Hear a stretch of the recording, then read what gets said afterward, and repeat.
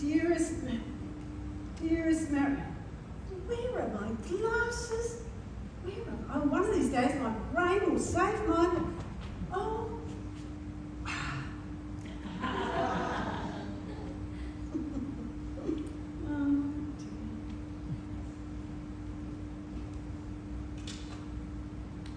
Dearest Marion, sorry I haven't contacted you for so long. I've forgotten. Must be years. Anyway, I'm not at my old address at the moment. I'm staying in the same place as Malcolm, that nursing home he's been in for a while. They reckon they need me to help look after him. I don't know why. I'm having trouble with sending emails, so that's why I'm writing. I think someone's got into my computer and jinxed it. Or am I getting old? We always denied aging, didn't we? I remember in primary school, we used to say, getting old? No way. We'll stay young forever. I guess my mum didn't give me good genes. Poor old thing. Well, she had a bad heart, arthritis, her hair fell out, and she had to wear a wig. On top of that, she got dementia. Thought I was the cleaning lady. Madge, clean the toilet, she'd say.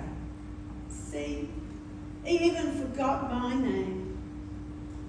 Well, having a mum like that, I've always been a bit nervous about getting old.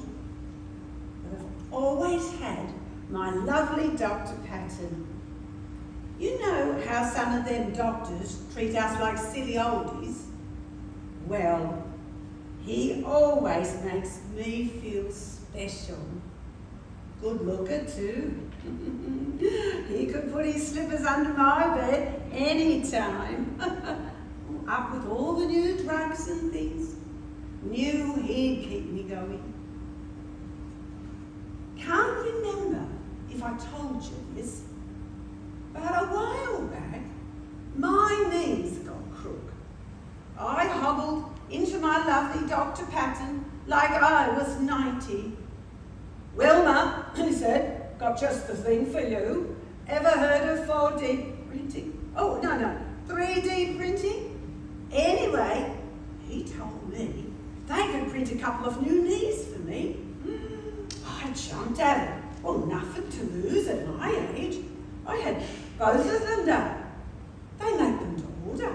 They take a picture of your knees, the machine prints them, and then the doctor just pops them in. A couple of months later, I was trotting around like a 50-year-old. Fan-bloody-tastic. Problem was, having my knees fixed made my hips go. Got them done too. Oh, trotting around like a teenager then. My friends got sick of me skiting about my gym classes and my 10K walks. Marion, you won't believe what happened. One day, I was at the gym doing my exercise class. What's it called? Pump. Pump. Anyway, it was a bit much for me because I had a heart attack. Talk about scary. The ambulance raced me to hospital. I had oxygen, a drip in the arm, the whole bit. Oh, they kept shaking me and yelling, Wilma, stay awake, stay awake. Holy cow, I thought I'd carved it for sure. I made the hospital go, and the first thing I did was ask the doctor if they printed hearts. I didn't want to waste all my other printed bits. Sure, we print everything except brains, they told me. Well, my brain was fine, just all the other bits. Yeah. So, there I was. Printed knees, printed hips, and a printed heart. They reckoned if I had my liver done, I'd be right for another 20 years. I've nearly forgot they gave me this new skin on my face too. I think they did a lovely job. But you know, if he was still with it, you can guess what Malcolm would have said. If God meant us to be printed, we'd have ink instead of blood. Oh, he was a grumpy old bugger. Even after he lost his memory. God, I miss the man he used to be though. Oh, we used to have damn good sex. Oh, after all my ops, I started feeling frisky again. Problem was, Malcolm was cactus. And there were no other men around. Well, they all pop off before us women. How can you have sex if there's no men to have sex with? Marion, I shouldn't tell you this. Don't tell a soul, will you? But one day, I was at the bowler having a pims, and this gentleman waltzes up and asks me to have a drink. No stick, no hearing aid, no pot belly, and still had his own hair. Wore these fancy chinos too. Guess what else, Jonathan? Fancy name, eh? Guess what Jonathan was wearing? A pink striped shirt. He bought me a Pimm's, or 2 or 3, and after that we had this special roast beef and veggies. Oh, lovely it was. Well, the next thing you know, we were in my bed. Fancy that. Oh, things didn't quite work out though. Poor man. He was so embarrassed. He couldn't, you know. I told him about the printed bits I had, and maybe he could get one of those printed too. Oh, he got really excited. Wow, 6 weeks later, and there he was in my bed again, and it worked. A great night that was. I had to sneak him in and out so the other residents wouldn't see. Oh, my poor old Malcolm. Well, he wouldn't have noticed anyway. Lucky I found Jonathan. My friends were hopeless. Went to bed at 8:30. Wouldn't even go to the bowler or the RSL. All they did was shuffle around on their walkers, talk about their palpitations and what the best funeral plan was. The big event of the day was whether or not their bowels had moved. They were all dying off too. I tell you, I knew the bloody funeral service off pat. Then there was Nancy. She was the only one still fit. She had dementia and she was in the locked ward here. Oh, but God, she could dance. I'd visit her, we'd put on some music, and we'd waltz around like 20-year-olds. Lovely. Mad as a cut snake, that she was. She thought I was this old lover of hers from way back. Wanted me to get into bed with her. Anyway, one day, I went to see my lovely Dr. Patton again.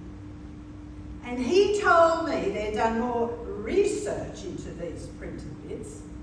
I told him mine were going great. Do you know about climate change? I said. Of course I do. Did you think I was gaga? Well, if the temperature rises 2 degrees, I'm afraid there could be a bit of a problem. He looked really embarrassed and he told me they might melt. Oh, bloody hell, I wanted to punch the bugger. Well, then I had to tell Jonathan. Never saw him again, of course. I got this new passion though, climate change. I joined some greenie group, forgotten their name. Anyway, we used to walk the streets with placards and shout things like, "What do we want? More coal, more coal." Oh, no. No more coal, no more coal. They even took me to this climate conference in Europe somewhere. I was so damn popular. I've got a photo of me and this famous young woman. What's her name? Greta or something like that. Anyway, the young woman with the brains and me, the elder.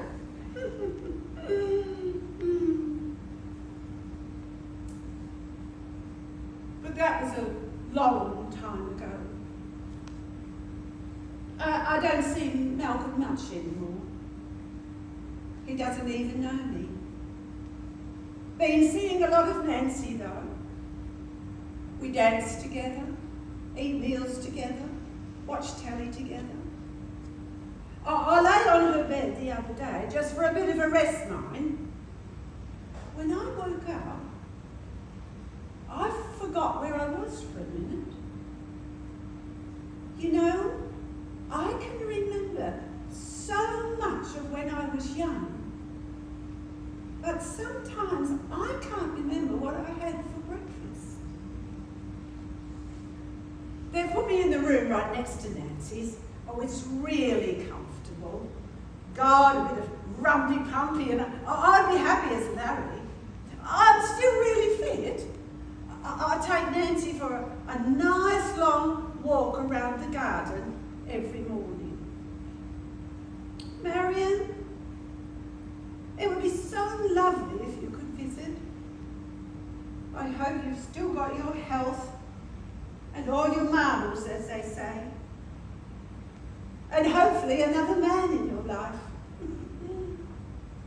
Lovely to you, as always, your friend, Wilma. There, perfect. Oh, printed eyes. What a good idea. I must talk to my lovely Dr. Patton about that. Oh,